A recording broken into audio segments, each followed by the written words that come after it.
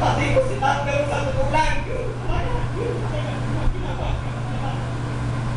Nakulol po sa Pilipinas.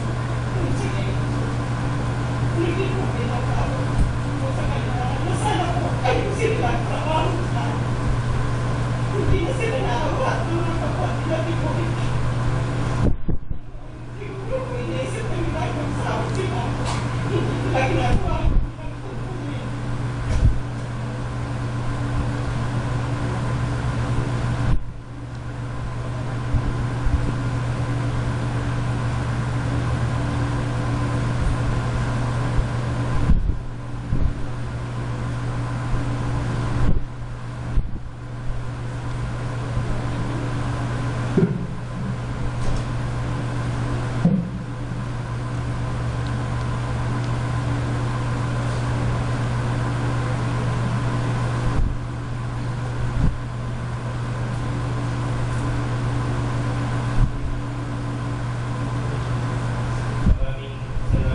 Sa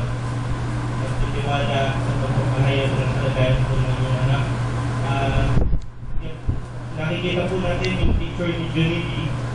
Sa kasalukuyan po, sila po ay tinutulungan ng Volunteers Against Crime and Corruption.